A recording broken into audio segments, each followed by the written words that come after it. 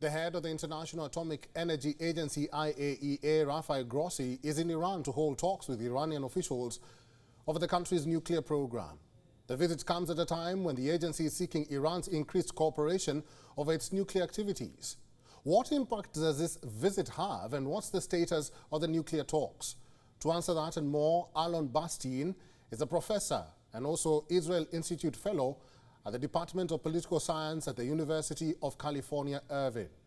Alan is joining us from California. Alan, welcome to the program. Thank you for having me. Just 2 days before the visit, the IAEA detected uranium enriched to just shy of weapons-grade levels at a facility in Iran, but Tehran denied that it had made a decision to increase its enrichment levels. Do you think this visit will be significant and bear any fruit? I think this visit is significant because it is showing that there is increased concern in sort of the United Nations and the European partners that are still a part of the nuclear deal, as they're seeing more and more violations on Iran's part. There have been violations of the nuclear deal in the past. However, until now, it has sort of been possible to look the other way and consider that maybe the deal can still be held. If, in fact, Iran has enriched uranium to this level, it is such a gross violation of the deal on the one hand, and on the other hand is so close to nuclear weapons grade on the other, that the European partners are going to have a really hard time ignoring it or looking the other way and keeping their side of the deal. So in that sense, I think it is going to be quite significant. Alon, much hangs in the balance as the world awaits the results of this visit. The US and EU seemingly at odds over whether Iran should be censured at the IAEA Board of Governors meeting next week over traces of 84% enriched uranium detected at Iran's underground Fordo facility in January. What are the concerns by the US and EU on this? So on the one hand, there's the general concern that Iran is going to eventually push through and develop uranium to the point, enrich uranium to the point that it can develop nuclear weapons and destabilize the region or sort of have impunity in its activities throughout the Middle East. On the other hand, there is increased concern that if the EU joins the United States and backs out of the deal in general, this will push Iran further into the hands of Russia. Iran and Russia have really been solidifying their alliance since the war in Ukraine. Iran has increasingly been supplying Russia with its own drones, and in turn, just last week, it was announced that Iran is planning to purchase from Russia billions of dollars worth of weaponry, including very sophisticated air defenses that would allow it to defend its nuclear facilities. So it's sort of this push and pull for the United States and the EU. On the one hand, the desire to curtail Iran's activities. On the other hand, being very careful not to completely slam the door in Iran's face, which would drive it completely into Russia's hands, which everyone in the West is really scared of. Alon, I'm going to read to you a statement by an official in Brussels. He said that Iran tends to react to a censure by escalating its actions, either escalating its nuclear work or further restricting the ability of the IAEA inspectors to keep an eye on what Iran's doing.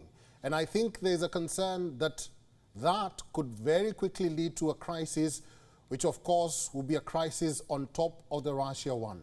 What do you make of that statement? So indeed, large parts of the nuclear deal of 2015 were to limit Iran's ability and access to uranium and to limit the extent to which it can enrich uranium in exchange for lifting sanctions. But a critical part of it was that Iran would open its nuclear facilities to allow international inspectors to conduct random inspections, to be unescorted by the government while they went in order to conduct these inspections. And Iran held up its side very, very limitedly. So it did enable international inspectors to come to different sites, but usually it required that they coordinate in advance. It did hide a lot of material in these various different sites.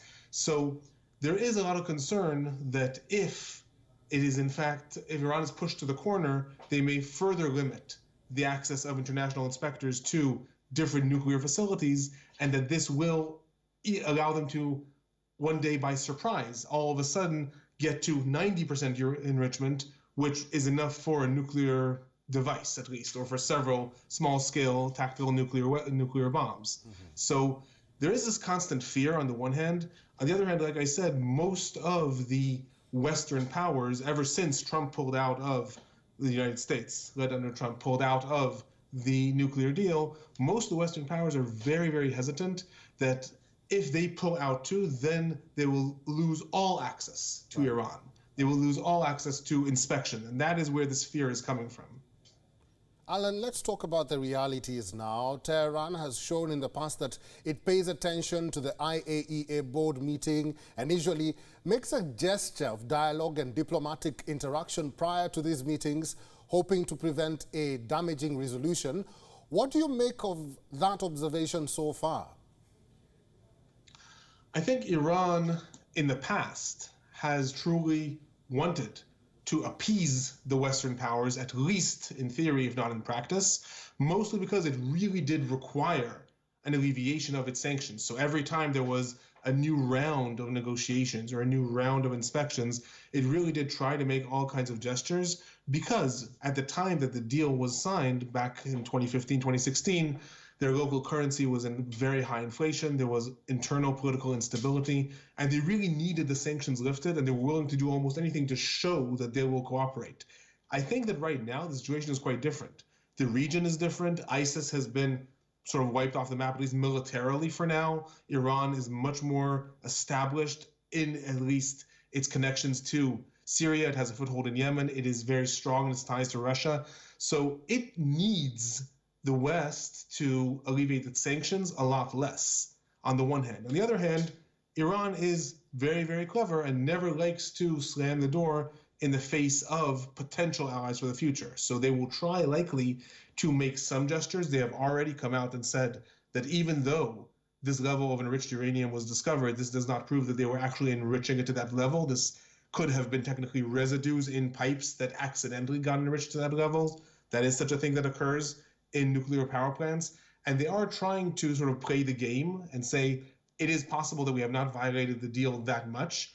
However, I would say that they are in a much stronger bargaining position than they have been in the past with sort of the EU, the United States, and the United Nations in general, due to the regional changes and their connections to Russia. So it's a bit of a different ballgame right now, would be my analysis. Alan, IAEA still insists that it will continue the probe. And with that being said, why is it taking longer for the concerned countries like the United States to impose harsh sanctions on the regime? What are they scared of? So I'd say they're first and foremost scared of Iran continuously destabilizing the region even further. Iran has a great foothold in Iraq. It has a lot of influence in Syria. It has a lot of influence in Yemen, and the United States would really like to avoid this area going up in flames again while they are embroiled in the war in Ukraine. So that's one concern of sort of, let's not antagonize Iran too much so that the region does not burn up all of a sudden and we have to turn our attention to there. A second concern, as I said, is the fact that they are trying to allow Iran to leave a door open to say to Iran, you can come back to us. You can come back to the deal. You can still be a part of us, and it might even be in your interest to be a part of this sort of deal with the Western side, quote unquote, of the world, the United States and the EU, as opposed to dealing with Russia or dealing with China, two things that really scare the United States and the EU. The growing connections between Iran and Russia and China are constantly reminding sort of the Western powers that they don't know how to stop these alliances, and they can't control the flow of arms. Whereas in the past, the United States felt that it could control the flow of arms to different countries, and with these massive sanctions that they imposed on Russia was another attempt to control how wars happen. But it turns out all of a sudden, as the United States acknowledged this week, there is not a lot the United States can do about this burgeoning alliance between Iran and Russia. They can't actually stop the flow of arms from one to the other. So there's a constant attempt to try to say to Iran, our door is open. We are not saying you violated the agreement and therefore we're reimposing the sanctions. Our door is open. Please do come back to us. Please do come and see that you can still be a part of us, as opposed to being a part of Russia. We can offer you more. So that is the reason that there's this constant delay tactics in the West and in the EU to constantly try to say, maybe we don't need to call out Iran and say they violated the agreement. Maybe we should make sure that Iran still allows inspectors and we can look the other way on A, B, and C. I'm not sure how they're going to manage to do that this time, to be perfectly honest, but I think that that's their desire. Their desire is to try to leave all doors open in hopes that Iran will see that it's in their interest to turn to the EU and possibly the United States as opposed to continuing to develop this alliance with Russia.